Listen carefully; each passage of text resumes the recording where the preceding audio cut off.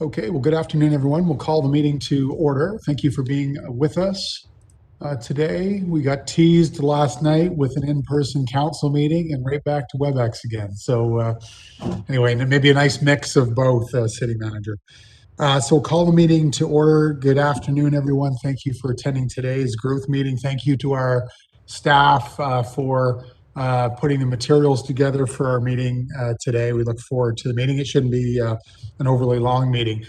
Just as we go to approve the agenda, there's one item that I'd like to add as an item number 5, which is a topic of affordable housing and just an idea I think the committee has to bring forward around affordable housing. So with that, can I have a motion, please, to approve the agenda as presented? Councillor McKenzie, thank you. Seconded by Councillor Hickey. Thank you for that. On the question, all those in favor? Thank you. And anyone contrary-minded? Okay, not seeing or hearing anyone. Thank you. Next item, we have approval of minutes from September the 22nd. A mover, please. Deputy Mayor move. Councillor McKenzie seconded. Thank you. On that question, I'll call the question. All those in favor? Thank you. And anybody contrary-minded? Not seeing any. Thank you.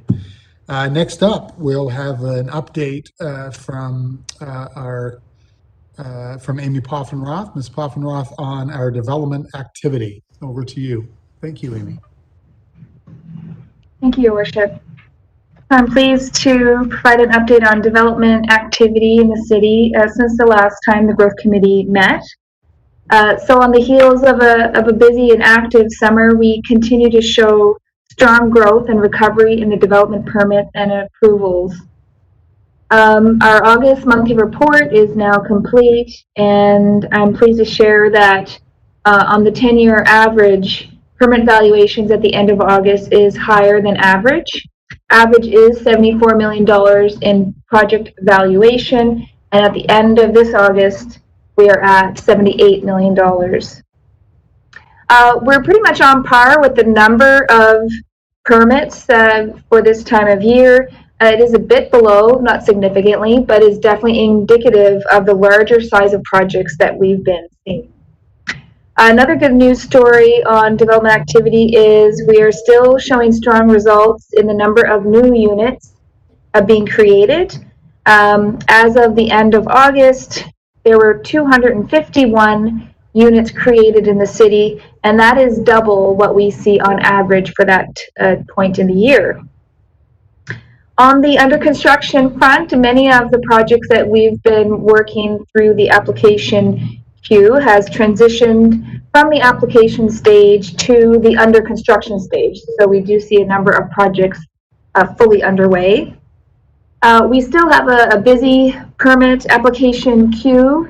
We have 43 permits in the queue right now, valued at around $35 million, and that was as of last week. So still positive activity going on right now. And with respect to, we've had a lot of applications that have come through the Planning Advisory Committee or we've had a couple through the Heritage Development Board.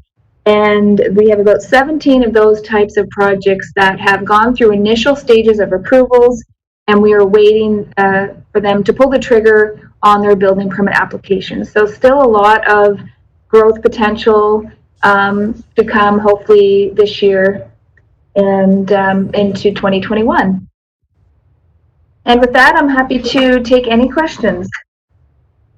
Okay, thank you very much, Ms. Poffenroth. That's good news. I'm not sure in March that I would have anticipated we'd be having record construction starts, that we'd see a record real estate market, but certainly we've seen those things happening. I'm hearing very interesting from a population growth perspective. I know we're going to talk about new residence guides here today on today's agenda. I'm asking realtors that I know or run into what's happening. They're telling me calls from all over the globe, calls from all over Canada. I think people are looking at New Brunswick very favorably, not only on how has it performed, but the fact that as I sit here today in this meeting, I look out at the ocean. If I could see a little bit over my right here, I could see the river. We hike. The nature. One of the largest urban parks inside a city. I think we have a lot going for us from a growth perspective. With growth comes a few challenges, but certainly we have a lot going for us. And so certainly the playbook was not crystal clear during COVID this year, but we do want to thank you for pivoting to going to online approvals, to doing all the things you did back in mid-March, early April, May, to try to continue through the building season. And thank you to all those that are constructing. A question for you. My blinds have not arrived yet. Sorry, it's a halo effect here.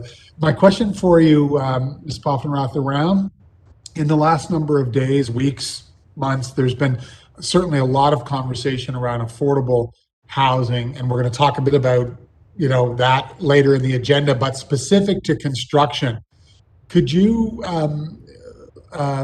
And I guess I'm just thinking to let the public know there was a project, as I understand it, geared toward affordable housing in Taylor Avenue. Are you able to give us an update on where we are progressing there? And there is a project, for Wellington Row at a high level. Can you tell us where we are there from a permitting perspective? I think it's just important for folks to know, and anywhere else that might be in the pipeline around affordable units. Sure. Yeah, I'm happy to share some information there, Your Worship. And one thing at the permanent application stage, we don't always necessarily know how many of the units for the projects that we're looking at are slated for affordable. But I do know that the project on Wellington Row, the St. John Nonprofit Housing Project, is 47 units. It was issued last month, the permit. And I understand from that group that we're going to see some activity on construction starting very shortly next month. So that's great news.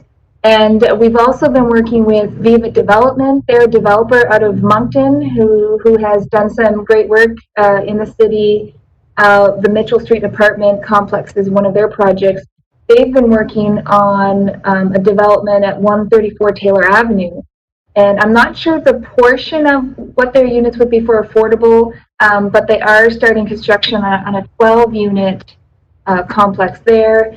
And, they've, for all intents and purposes, I believe there will be more buildings in that development coming. So they're just starting construction there, 12 units in that neighborhood. Okay, thank you. Committee, any other questions for Ms. Poffenroth? Okay, and sorry, I had one more, Amy. Just on, we didn't mention, I don't think it's on the agenda today, around dilapidated buildings. A decent percentage of those have been redeveloped, and that, assuming that program continues, we continue to do that work as well. Yes, Your Worship, thank you. We do have a number of programs here that all tie into the issue of affordable and safe housing. With respect to our vacant building program, we have a robust program to deal with buildings that are vacant. And the good news with that program over the last few years, and is no different this year, is that the buildings that we or the property owners that we work with, owners of vacant buildings, most of those buildings, I think it's some 60% of those buildings are repaired and reoccupied, which is great news for the communities. It's very few that we would demolish. Most of them are repaired and reoccupied. We also have a very robust program to help folks who live in buildings that may not meet minimum standards. So that is a program that's very active as well, and we can talk more about that at another time. We can prepare information if the Growth Committee would like to learn more about the successes of that program. That would be wonderful. Thank you very much. Okay, can I have a receive and file on Ms. Poffenroth's report, please? Thank you, Councillor McKenzie, seconded by the Deputy Mayor, and thank you for that. And all in favor? Thank you. And anyone contrary-minded? Okay, not seeing any. Thank you. The next item on our agenda today is a new residence guide, and I think I know who I'm turning this to, but I'm not sure if I'm going to you, Commissioner, or if I'm going to Mr. Dobbelstein. It looks like perhaps Mr. Dobbelstein. I'll turn that over to David Dobbelstein for an introduction. Thank you, Your Worship, and good afternoon, members of Growth Committee. Before we get to the new resident guide, we just wanted to give you an update as well on the St. John Local Immigration Partnership. So as Growth Committee is aware, the St. John LIP, or St. John Local Immigration Partnership, was brought into City Hall on September 1st. And we've already started making really good progress on bringing our stakeholders to the table and making sure that we're getting up to speed on this important responsibility for our community. And as part of this, we'd like to introduce you to our new project manager. So Valentin Boyanitsky, who's on the line today, brings over 20 years of professional experience from Europe and Canada to the city. He's an extensive background in branding, marketing, and public relations, and has worked for well-known local employers such as the Atlantic Chamber of Commerce, Opportunities New Brunswick, the St. John Newcomer Center. Valentin has family moved from St. John, or to St. John from Ukraine almost 4 years ago, and he's both professional and lived experience in improving outcomes for immigrants. So we're very excited to have Valentin managing this really important portfolio for the city, and we just wanted to introduce him to you and welcome him officially. Welcome. So now on to the topic at hand for today. So the new resident guide, if you recall, this is something that Growth Committee set out almost as initiative. Growth Committee set the task for the city to become the most welcoming community in Canada. And this was actually specified, this new resident guide is laid out in the population growth framework. We've had significant stakeholder engagement and validation through this.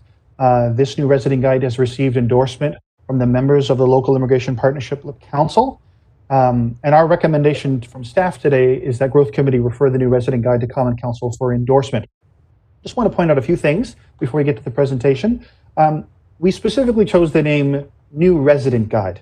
This is not a new immigration guide or newcomer guide per se. It's a new resident guide. This is for anybody who's moving to the city, or even folks who've been here a while and still are not sure where things are or what services are available. This has something for everybody. Obviously, there are certain sections that are geared towards our immigrant community, but this will be for anybody who's moving here. And so without further ado, I'd like to introduce the project lead of this really important milestone for our growth efforts for the city, Kate Wilcox, who's the city's Arts and Culture Coordinator. And she has a presentation that she will share with me. Over to you. Hi, thank you, David. I'm just going to share my screen.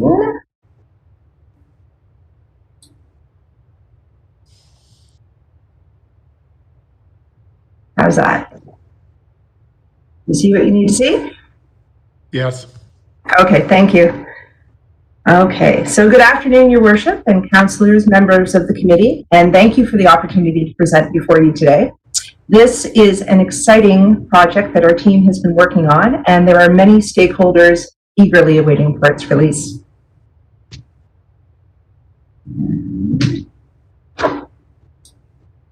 There we go. So the new resident guide was funded through the Succeed and Stay program and represents the completion of action number 11 of the Population Growth Framework, which is the development and launch of the newcomer guide. The guide was created through extensive research and interviews with newcomers to the city. Consultations took place over the past 12 months with the LIP Council, Newcomer Advisory Panel, PRUD, the Newcomer Center, YMCA, school districts, Horizon Health, Service New Brunswick, city staff, as well as vital interviews with individuals who have moved to St. John in recent years and shared their experiences. Through these consultations, we identified the primary needs of newcomers the moment they arrive in the city, such as connecting with the settlement agencies, and then moved into equally important areas such as employment, healthcare, education, finding friends, and engaging in the community. The guide can be used by anyone who moves to the city, with special attention given to newcomers to Canada. So in the opening section of the guide, there's a settlement checklist, which you can see, which shows the first steps one needs to take when they arrive. These steps are also highlighted in the table of contents with a maple leaf icon, which you can see on the slide to your right. Healthcare is often described as a maze for newcomers, and we've made this section extensive and thorough, including how to obtain your Medicare card, a full list of after-hours clinics, funding programs for children's eye and dental care, how to place your name on a list for family doctors, as well as local tips, such as referring to the ER as the outdoor and pharmacies as drugstores. And we actually have these tips throughout the different sections because, as we know, St. Johners have certain isms that we use that they might not use in other cities. So moving throughout the city to get to appointments, shopping for groceries, traveling to school, or just taking a sightseeing drive is covered in transportation. We cover the process of obtaining your Canadian driver's license, buying a car, getting your insurance, registration, and safety inspections, buses and taxis, active transportation, as well as our crosswalks, impaired driving laws, and alternate side parking. Whether a newcomer rents an apartment or purchases a home, there's so much that they need to know. And in addition to a neighborhood map, the housing chapter covers everything from renter's insurance, egress windows, damage deposits, the difference between furnished and unfurnished apartments, working with real estate agents, property tax, building permits, lawn care, and everything in between. In researching and writing the education chapter, we worked extensively with parents of young children, adult learners, and the staff of the school districts who work directly with international students to create a section that covers the needs of all ages and levels of learning. So whether you're registering your child or your infant for daycare, or you're looking for ways of expanding your own education as an adult, this section is extensive and accessible. Money outlines our banking systems, taxes, different currencies, the importance of credit checks and avoiding fraud, and working with financial advisors. The employment section includes information for temporary foreign workers, students, licensing and certifications, how to obtain your social insurance card, the Human Rights Act, and resources such as how to find a job, where to look, information on starting a business, as well as criminal record checks and workplace culture. When newcomers move to St. John, it's important for them to become connected with the news in this area and stay up to date with current affairs. The communication section includes how to find local news, as well as internet and telephone providers. Shopping explains the basics for finding food, the difference between the larger grocery stores and convenience stores, as well as accessing emergency food via the food banks. It details shopping for clothes, including what you may need for our various seasons, explains that local residents often shop in secondhand or thrift stores, and where to find furniture and appliances. Every new resident we interviewed talked about the importance of finding a network or community to make St. John feel like home. This chapter includes a list of the faith groups, places of worship, as well as all of the active ethnocultural community organizations here in the city. The family section covers a broad range of topics to help families connect with their community. There's information about senior support, pet ownership, dog parks, finding family activities, legal services, as well as emergency and crisis support. Safety highlights the role of police and fire, when to call them, and how they can help. It also explains the city bylaws and where to find them. So we all know that there's an abundance of activities and opportunities for local residents throughout the year.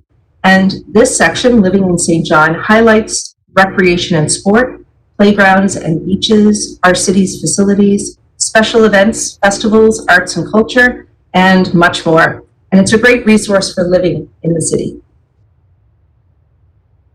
Winter in St. John. St. John has a unique winter season, and in compiling this section on winter in St. John, we spoke to newcomers from across the world and asked them what they wish they'd known when they arrived, or what they thought would be most helpful for others when they move here. So this section covers frozen pipes, driving and vehicle care, storm days, shoveling and scraping, and other useful tips. So the information in the new resident guide has been vetted by our stakeholders in the settlement agencies, the Local Immigration Partnerships Council, our MBA students and staff, and is up to date as of fall of 2020. The guide will be available in both French and English. Physical printed copies will be available here at City Hall, at our various settlement agencies, UNB, NBCC, at the new Economic Development Agency, and as requested. And a searchable PDF will live on the city's website. It will be reviewed annually and updated as needed. So thank you for the opportunity to present what will surely be a vital and helpful tool for the newcomers to our city. And I welcome your questions and comments. Okay, thank you very much. Fantastic presentation. If you could just stop screen sharing and we'll... There we go. Perfect, thank you. Councillor Hickey, I saw your hand there, but I wanted to have Ms. Wilcox finish up. Over to you first. Yeah, of course, thanks very much, Your Worship, and thanks for the presentation, Kate. I particularly like the funeral information. I think that's always a great custom that I've been proud of in St. John, and glad to see it highlighted there. I think that's a cool addition. Kate, I guess my question is just, do you see any value in having it available in more than just French and English? Like, is there value in having it available in Mandarin and in Arabic, or like, are there any other options there? Because I think it's a really good tool, and if we're targeting it to newcomers, you know, having it available in their language. Yes, well, through your worship to the councillor, that's a very good point, and it's something that we've looked into, and we had a lot of discussions with newcomers, especially the newcomer advisory panel, about this. It is something we've looked into, we're exploring. One of the things that the members of the newcomer advisory panel did suggest, though, that a lot of them use translation apps, just out of necessity, because not everything is translated, the different guides, so, or other resources that they're looking for. So for now, with it just being in French and English, most of them that we spoke to said that they would be able to translate it just using these amazing apps that they have on their phone already. I'll just add. Thanks very much. Yeah, I think it'd be a cool addition down the road to have that available, even just to say, like, you know, we've gone this extra step to welcome you to the community and to make sure that, you know, they understand that they're valued here and that we want to make sure that they're a priority as well. So, no, thanks very much, Kate. I think it's great. Okay, thank you, Councillor. Mr. Dobbelstein? Just to reiterate what Ms. Wilcox said and address the councillor's questions, one of the things that we are doing as part of the rollout is we are going to be updating. Obviously, we're updating the city's main website, stjohn.ca, and as part of Succeed and Stay, there's also an updating of sort of our growth page, which is lifeintstjohn.ca, which is what the new resident guide refers to. And we're going to have this guide not only living digitally as a PDF, but also on this page, and we'll make sure that there's enhancements so that people can do multilingual translation. Now, it won't be an exact verbatim translation that we would see in a PDF, but it will be close enough that they will get the information they need. But the settlement agencies are also tasked to assist newcomers with translating important documents and things like that. So we're not too concerned about this, and we're going to make sure that it gets into the hands of everyone it needs to get into. Okay, thank you. Deputy Mayor. Thank you, Worship. I just want to say it's a good job. It's a great information piece, and I think it's not only good for the newcomers. I think you'll find citizens, if it's available, they'll pick it up and take it home and find information. And I mean, it's reviews everything for everyone. So I wondered how you said that it would be updated in the fall. So will you only do a number of copies between now and then is it something that we can update fairly easily if we get new information? And how will that continue? Because I really do think that if it's put out in places where people can get their hands on it, that it doesn't matter how long they've lived here, citizens will pick it up. Sure, so I can answer that question. So through your worship, to the deputy, as Kate mentioned, this is sort of a point-in-time guide, so it's accurate as of the current date. We will put it in our work plan for the coming years to update it periodically. We probably won't update printed guides going forward. We'll have a sort of a run of a few thousand printed guides that we'll have available that will provide us a number of years' supply for all of our various stakeholders. But the main avenue for getting access to the guide will be digital.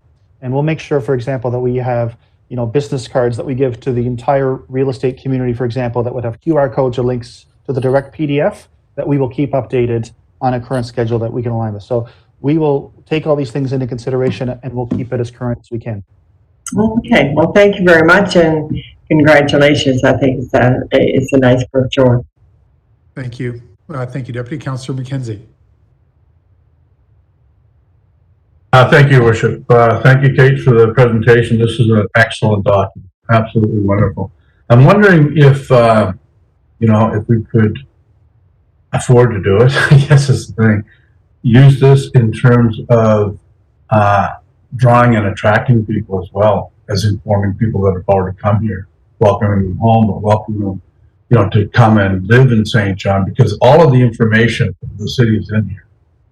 So any questions that somebody who might be thinking about leaving Toronto or Vancouver or something, it's all answered here.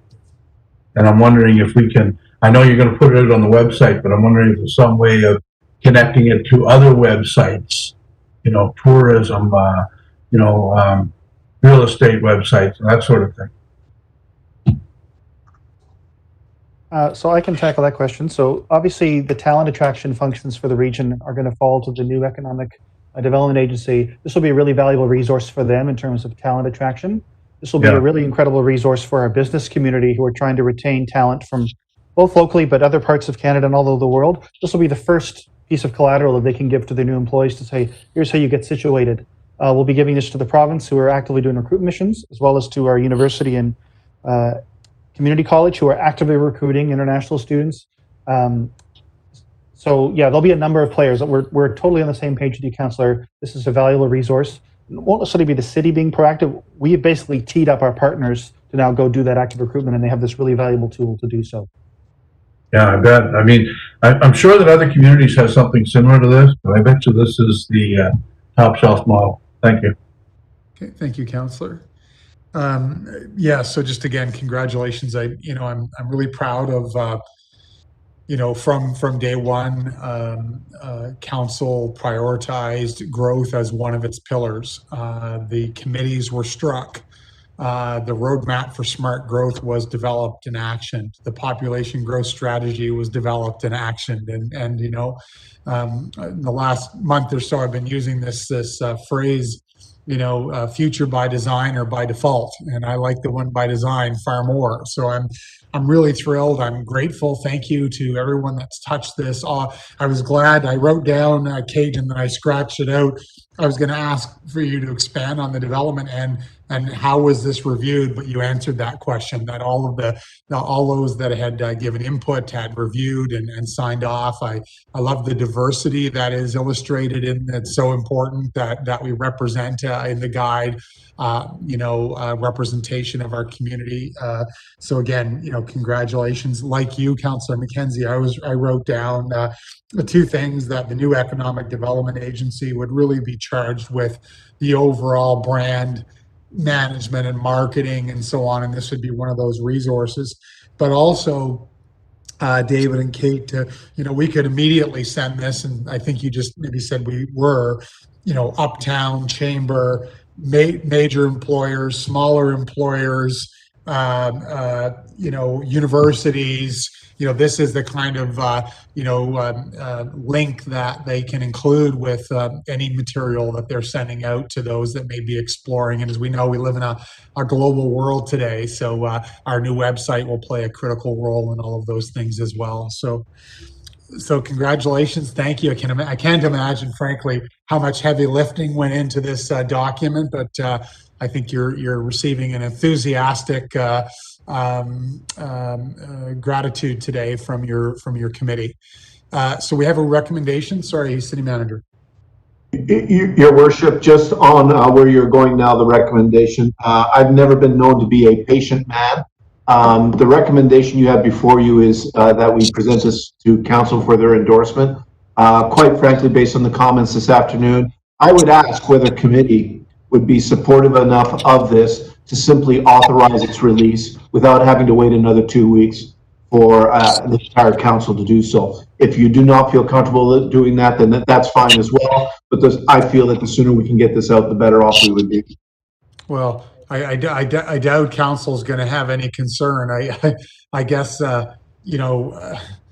for me, City Manager, like, governance is governance, and where do you decide what you're going to send to council and what you're not going to? But I mean, I doubt any council member is going to have an issue, but I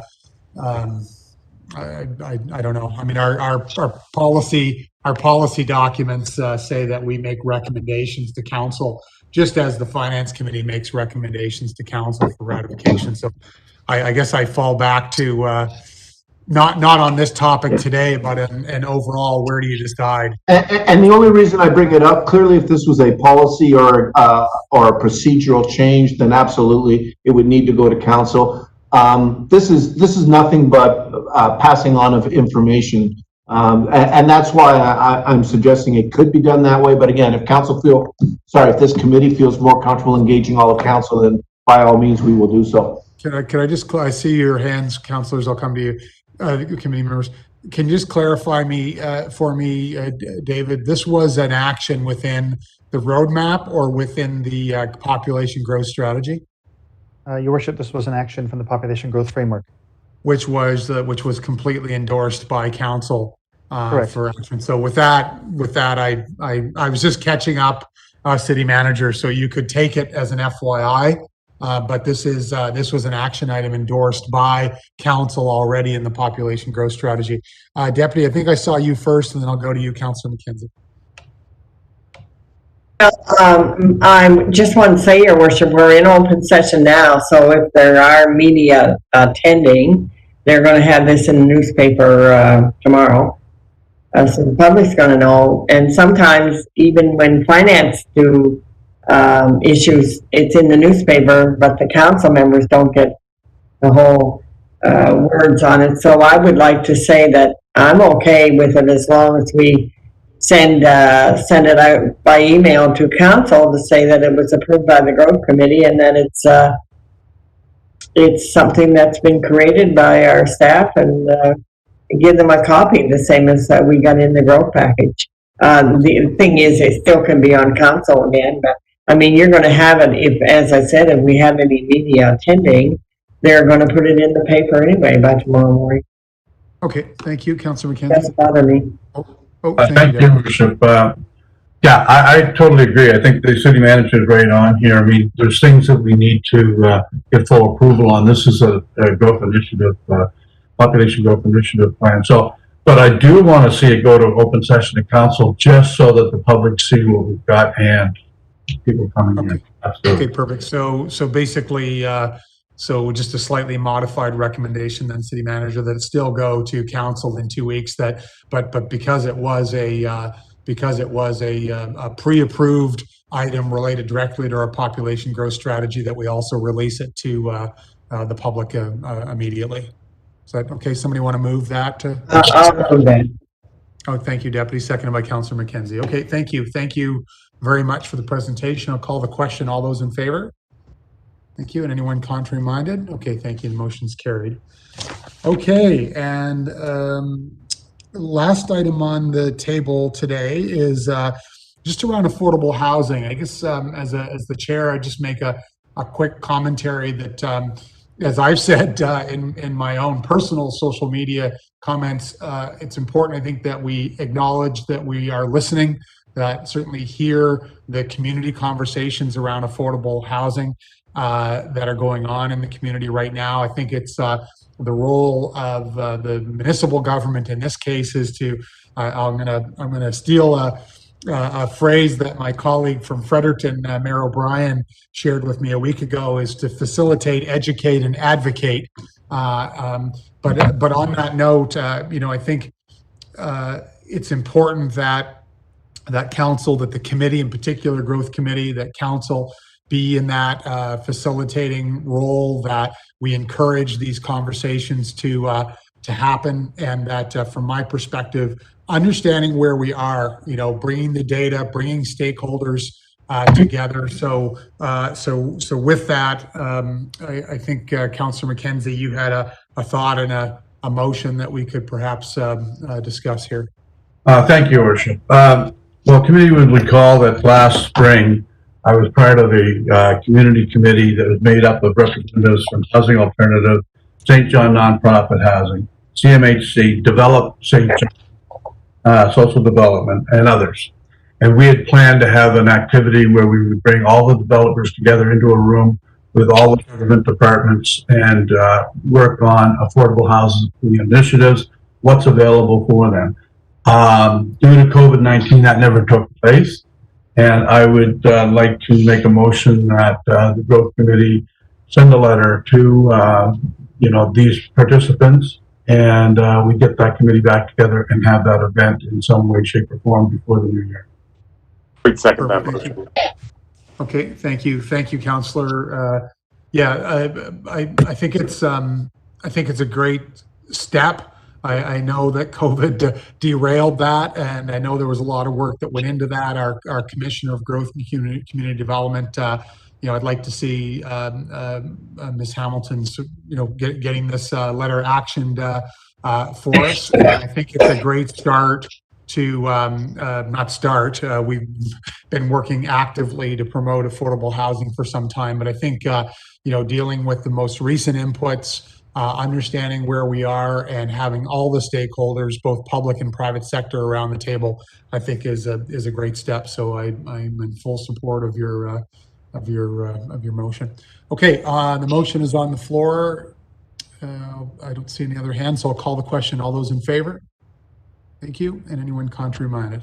Okay, not seeing any. Thank you. That's an important step. Thank you, Councillor. And I think that is it for today. Thank you very much. A fairly short meeting, but to the public and to the media, if you're attending, the meeting might be short, but there's a tremendous amount of work going on behind the scenes. Growth remains one of our key pillars.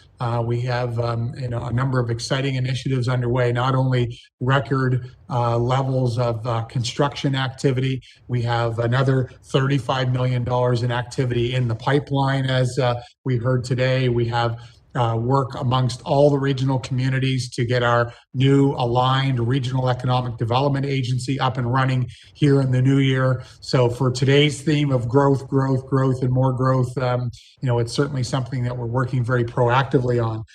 I apologize. I had one, and it's either to you, City Manager, in closing, or perhaps to Mr. Dobbelstein. I meant to ask when we were talking about the newcomer's guide, do we know where we are? Am I right to believe that there's going to be a census in 2020? When is the next census is my question. Does anybody know? Your Worship, the next census will be in July of 2021. Perfect. Okay. No, thank you. I just got thinking about that, talking about population growth. We certainly had a strategy, a roadmap. We've been very focused.